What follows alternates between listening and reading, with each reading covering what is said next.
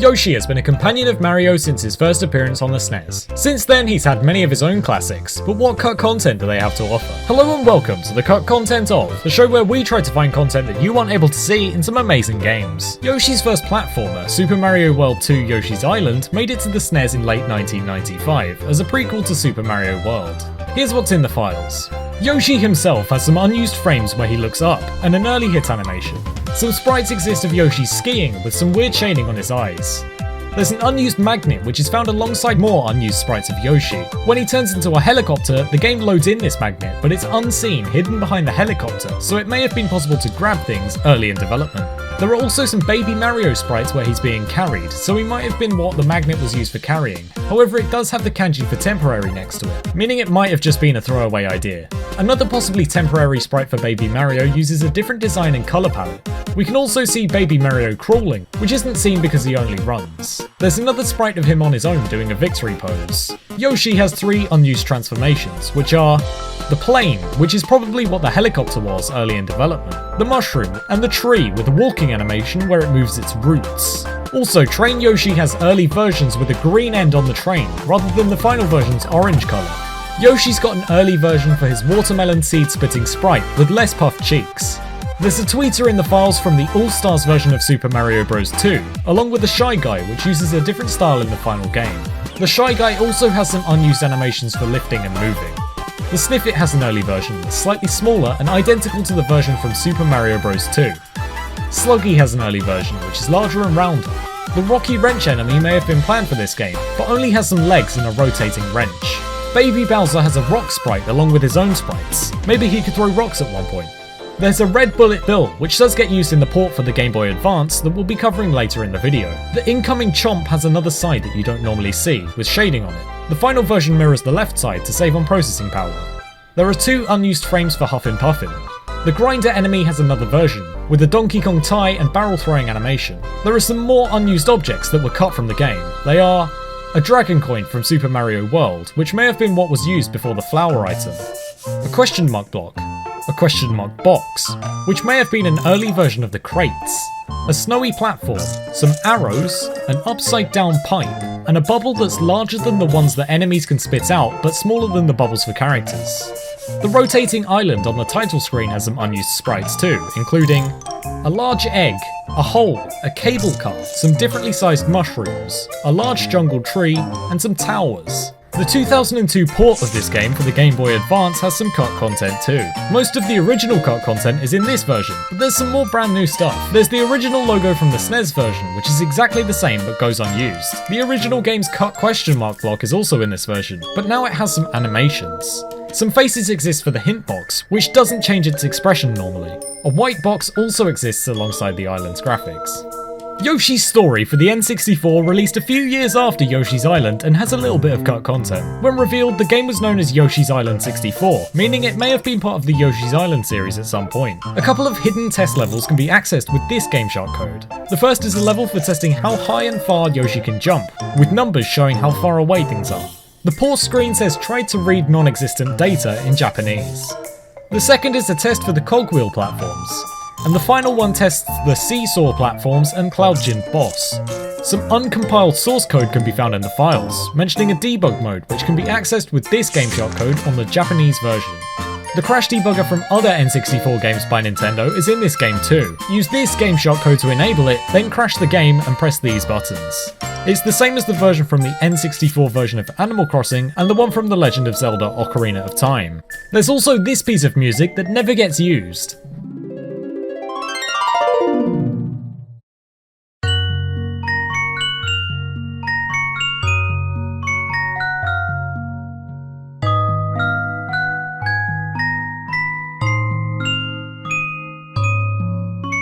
The next Yoshi game to be released was 2006's Yoshi's Island ES, which had a playable demo in some stores in the US. This early version had a few changes before the final release. The demo has a new title screen made for this version. In the menu, the control screen looks very different, with a thinner font and slightly different wording. Big Guy the Stilted is more basic and misses certain features. The raft from the pirate levels had its flag changed for the final game, with a red flag in the final rather than a Y for Yoshi in the early demo. There's an unused title screen in the final game, with the unused logo showing that the game was originally intended to be called Yoshi's Island 2. The logo was also shown at E3 2006 when the game was revealed, along with different box art. There's also a sprite saying press start, intended for this version of the title screen. The cut title screen actually works as a level selection screen, but doesn't give you any idea of which buttons you've pressed. Use this action replay code to replace the prologue with it. Use left and right on the D-pad to pick a level, up and down to pick a sub-area, select to change the music of the level, the left and right shoulder buttons to pick a baby, and A, B or start to play the level. There are sprites for Baby Wario and Baby Bowser's character coins, but only Baby Mario, Baby Peach and Baby Donkey Kong have these. Some round, egg-like sprites exist in the files for the first Bowser fight. Also in the files for the first Bowser fight is a Bowser shell, showing that he may have hidden in this shell at some point in development. There are a bunch of tiles for test rooms intended for debugging purposes. The time trial mode button has an early version of its graphic which says Mario Clear Mode instead. Baby Mario and Yoshi look slightly different in this early version of the Adventure Mode button. There's an unused behaviour for flashing eggs, which can be hacked into the game and will create a red coin when hitting an enemy, like in previous entries in the series. Yoshi's New Island, the third game in the Yoshi's Island series, released recently in 2014 for the 3DS. It's got a little bit of cut content. The trailer shown at E3 2013 has a simpler logo and title screen. An early coin sprite can be seen in some early screenshots. In the final version's files, Mario has an unused model where he's an adult, with an extremely low poly count. And there's a static version of a scene from the ending that can be found in the files too. Yoshi's first home console appearance in just under 20 years was in Yoshi's Woolly World for the Wii U, and it had quite a few changes on the way to becoming the game it is today. It was revealed 2 years before it finally released, along with this early logo. The gameplay changed quite a bit, as Yoshi would originally start out as just a piece of yarn, similar to Kirby in Kirby's Epic Yarn. After collecting enough yarn though, he'd turn into the crocheted form you play as the whole way through the game. Kirby's Epic Yarn was developed by the same team, and there are files in the final game referencing the levels. The game was next shown off at E3 2014 as part of the Nintendo Treehouse livestream. They showed off some early images showing that they considered other art styles like sequins, beads and zips. They also showed some designs for Yoshi's outline form that you would have started off with. The final game's files have an image of a level that used this early style. There's also the entire stage model in there too. Another unused screenshot is in the game files from later in development. There are some debugging bars at the bottom of the screen and an icon saying 1p in the top left. You can also see some text in the top right saying model viewer and a frame rate counter in the bottom right. There are more images of Yoshi in his early form, with the design size test comparing Yoshi to real world measurements. Multiple thread Yoshis can be seen in this image with confetti and some of them playing instruments. There are even some weird and really creepy Miis there too. Some other images in the files show crocheted Miis, showing that they would have sat on the back of Yoshi like the babies from earlier games. A stage clear screen exists as well, with a couple of Shy Guys on the screen. The E3 demo shows this through ribbons saying goal at the end of a stage. Some test types of coins have models in the files. There's a yellow type and a red type. The red ones have sound effects for being collected.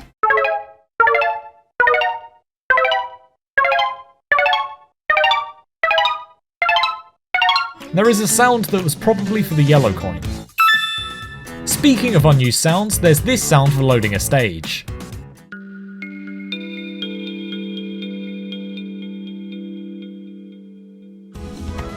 And this odd jingle called Stage Clear Demo, which probably would have played when completing a level. There's an early pause screen in the files that has some early versions of the pause screen graphics. These are an early version of the bead patch, an early version of the flower patch, an early version of the wool patch, and a version of the stamp patch with a Mii's face, referenced in the files as a Mii bead. 3 unused Miiverse stamps are in the files. They are a swap note envelope saying hi, a thought bubble, and a Yoshi template, which was actually used to show the different iterations of Yoshi costumes in the Nintendo Treehouse livestream. A level made to look photorealistic was left in the files. It's not following the normal art style of the game and may have been an early concept for a level. However, the name is Shader Test 01, so that's pretty unlikely. Another level experiments with multiple layers, which was a concept that was cut from this game but reused in Yoshi's Crafted World. The level from the game's initial reveal is in the files, and there are a couple of early testing and debugging levels in there too. A couple of Windows batch scripts can be found on the disk, and these were probably used for converting between the custom file types created by the developers. Thanks for watching. If you enjoyed this, watch another and share it with someone who might like it. Luigi's Mansion has a bunch of stuff in the files that you don't normally get to see. Click here to watch our Luigi's Mansion episode, or here to check out our Mario games playlist.